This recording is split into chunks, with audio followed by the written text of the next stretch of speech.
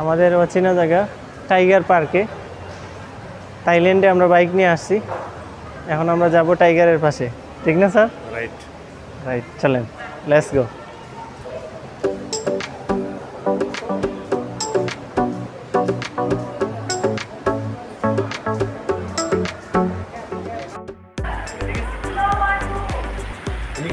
হ্যাঁ বসো বসো, আরো বসো, ধরো ধরো, ল্যাস্টেজ ধরো ধরো, কিছু হবে না। হ্যাঁ ধরো, হ্যাঁ না ছবি করে নি, আমি ভিডিও করলাম। সামনে এখন এটার নাম কি, নাম বলা যাবে? ইয়ার ইয়ার ইয়ার চলে যাচ্ছে।ขึ้นไปเร็วๆจะลงมาทำไมนั่งลงเกาที่ไหนแล้วไม่ได้เกาอะไรเลยแม่งเห็นหน้าเรามันก็โดนลงแล้ว ভিডিও করতেছে,มึงต้องให้ আপনারা তো সাহস কম না স্যার,ตลอดเลยวีน এভাবে নড়তে চড়তেছে, তারপরে আপনি ওই ছবি তুলতেছেন। Yes. স্যারের কাছে আজকে টাইগার পার্ক ভ্রমণের তথ্য আপনার কাছে কেমন লাগছে? Tiger park is very interesting park, এবং আমরা এটা বুঝতে পারতেছি না যে এরকম একটা জিনিস পৃথিবীতে আছে। এখানে না আসা পর্যন্ত আমি বুঝতে পারি নাই। এখন থেকে বুঝলাম যে টাইগার পার্ক এবং কীভাবে যে তৈরি করেছে এবং কীভাবে যে মানুষকে এনজয় দিচ্ছে এবং কীভাবে ডলার ইনকাম করতেছে, তা এখানে না আসলে বোঝা যাবে না। সুতরাং সবারই উচিত থাইল্যান্ডে আসা এবং থাইল্যান্ডের মতো নিজের কান্ট্রিকেও তৈরি করা, এবং সবারই সেই ব্যাপারে মনোযোগ হওয়ার জন্য আমি অনুরোধ করব। বিশেষ করে বাংলাদেশের সকল মানুষের আমি থাইল্যান্ড ভ্রমণ এবং এদের মতন করে আমাদের দেশকে গঠন করার জন্য আমি অনুরোধ করব। এই বলে আমার কোনোই ভয় ছিল না, এই কারণে যে ছোট ছোট টাইগারগুলো দেখলাম, এখানে বাচ্চা বাচ্চা টাইগারগুলো যেভাবে ছেলে মেয়েরা ধরে, ছোটো ছোটো বাচ্চারা ধরে নাড়াচাড়া করেছে, সেভাবে ওরা বড় হবার পরে ওরা মানুষ খাওয়ার কথা ওরা ভুলে যায়।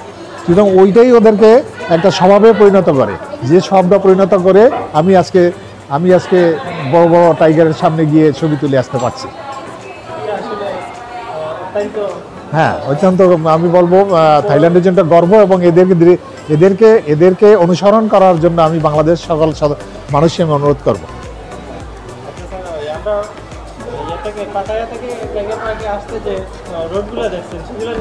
হ্যাঁ, রোড অসাধারণ, এক কথায় বলতে হলে অসাধারণ, কারণ এত সুন্দর রাস্তাঘাট তৈরি করেছে যা ভ্রমণ পিপাসুদের জন্য বারবার আসার আগ্রহ জাগাবে। হ্যাঁ হ্যাঁ,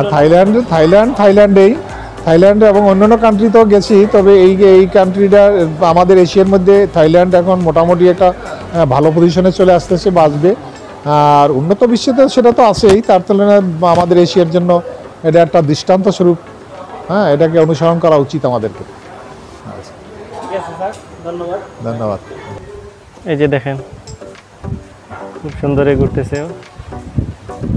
ওরা, আসলে ম্যানেজ করে নিছে ওদেরকে এভাবে, মানুষকে যাতে কোনো কিছু না করে ওরা শিখিয়ে দিছে সব কিছু। আসলে খুবই চমৎকার একটি দৃশ্য যে বাঘের সাথে দেখা করা, সাক্ষাৎ করা, তাদের সাথে গল্প করা, এটা কিন্তু অত্যন্ত সাহসের বিষয়।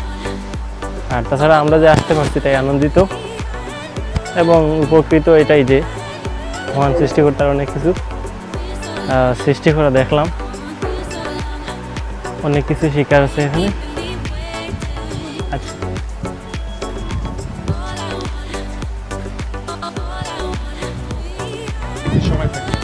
সময় তো আছে অবশ্যই।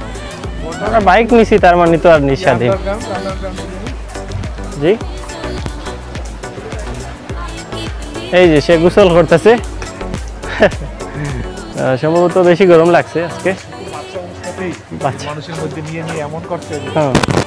ওরে বাবারে, এত গরম, ওরে বাপরে, এত গরম হলে কি চলবে? এত দর্শনার্থী আসতেছে তাদেরকে দেখার জন্য। না এরা মনে হয় খেলা করতেছে আর কি। হ্যাঁ খেলা করতেছে, সঙ্গিনী।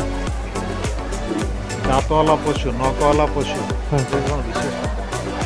এইটাকে বিশ্বাস করতে নাই, তাহলে আপনি যে পাশে গেলেন।